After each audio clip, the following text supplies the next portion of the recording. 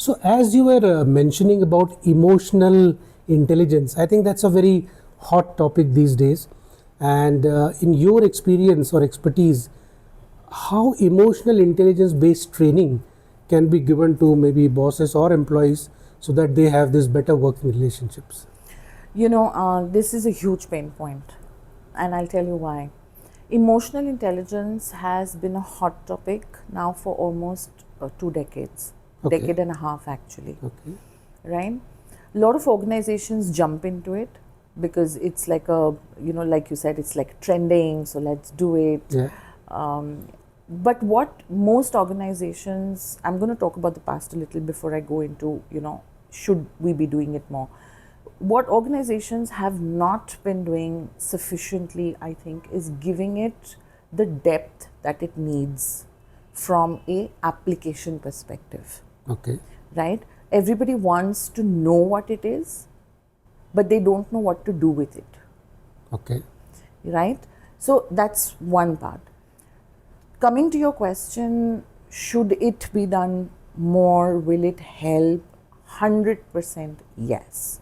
100%. Because I think most issues between humans, not just bosses and employees, happen because either we are not self-conscious.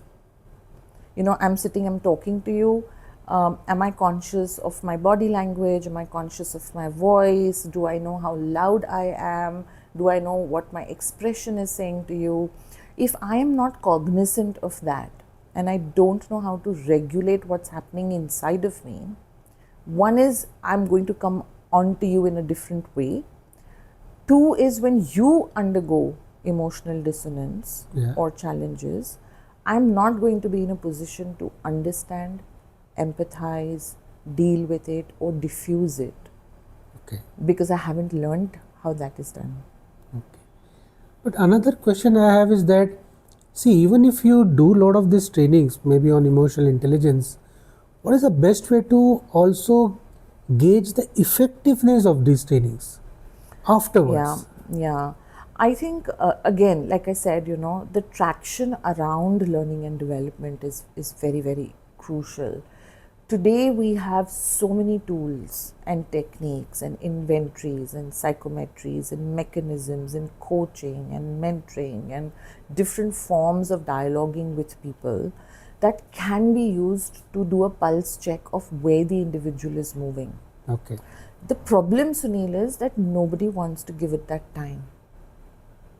Fair. There's a saying, everybody wants to go to heaven, but nobody wants to die. Die for that. It's like that. Yeah. So, हमको improve करना है, but we don't have time to do learning and development. We don't have time to go sit in the training. We don't have time to go through an assessment. The coach is waiting on the call, but I don't have time to go on the call with the coach. So then you're not going to be able to see where that needle has moved. Okay. Is it also because people are just coming and moving out of organizations? People don't have that kind of a tenure in an organization, so that's why maybe HR or the learning and development department don't see the actual importance of such trainings. I think yes. One is the tenure of the employee. Two, like I said, a while back, if you are rewarding outcome, numbers, Okay. right? And if I'm constantly praising you for achieving your targets and your SLAs and your projects and your quality and your customers, whereas there is a lot of attrition going on in your team, but I don't really care much about that, which also means that the employee is never given that feedback. Okay. Right? And if the employee is not given that feedback, they are going to move in and out of organizations carrying the same baggage of poor behavior and rubbing people the same way when they move from one organization to the other. So the bad bosses, whether they are in organization 1, organization 2, they remain the same. Well, generically speaking, if they don't want to self-improve, and the thing about self-improvement, bad bosses, I think, happen when they are, like I'm saying it again, it sounds repetitive, when they're being rewarded for this, incorrect behavior. Right. And they don't look at themselves as bad bosses, right? Because they look at themselves as revenue generators. They look at themselves as the strategic maneuverers of an organization. I have worked, Sunil, I must share with you, I have worked with a boss, I don't want to name the organization, I was there for a very short period of time. And this was not like when I was a very junior employee. I had already reached the middle tenure of my career. And I'm sitting in a boardroom and there is a file that's being thrown at me on the table. And I'm not talking, Really? yes, and I'm not talking 30 years ago. Okay. Right? I'm talking about 15 years ago. And I have left that room as a woman. So let's not even go into the gender piece, because honestly, that's not important here. But I have left that room feeling so disrespected and disvalued. So you're actually devaluing a human being, an employee, his emotions, his psychology, his intelligence, his credibility, which is, I think, so unfair. And it's so important for individuals, right? Absolutely. And More than the job, more than And I everything. don't think that boss ever realized that he's a bad boss. And that's very bad, actually. And that's very bad. And when I was exiting the organization, because this individual was at a very, very senior level, I do remember sitting in his cabin on the day, my last day, and giving him that feedback to say, I would never work with you again. Wow.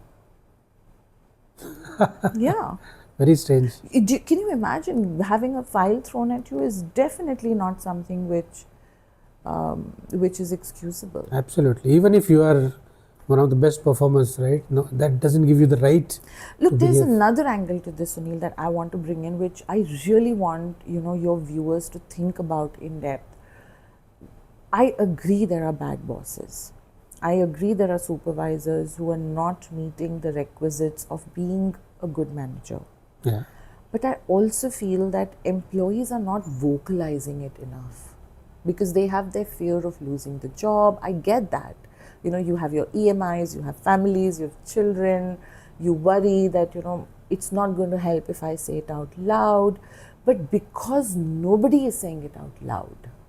So thank you for saying that. Yes. Because my channel goal is exactly that. Yeah. To take it to a level where people can actually come forward and share these experiences.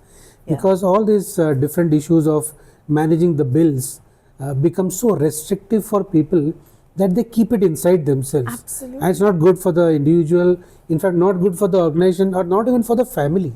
Absolutely. If you really see. Yeah. Absolutely. And I feel that your own well-being, honestly, is your own responsibility. Exactly. So there is, of course, truth to the fact that he is making my life miserable, or she is making my life miserable, or my boss is not good, or my company is not good, or my HR is not good, or my husband is not good, or my wife is not good. There is definitely truth in that. But I also feel that each individual should be accountable, should be empowered to know when to say enough is enough. No is no, right? And I have No seen this in reality. I have seen individuals, employees standing at a break, a cafe, and having a coffee, talking to their colleagues and talking about this happened, not good, this happened, this is so bad, this is so bad. 15 minutes later, you're in the room with the supervisor and you're smiling. Acting. And you're saying, thank you sir, aap mere boss ho, to isliye mera career chal raha hai. And I feel that's where we're going wrong. So calling it out is important.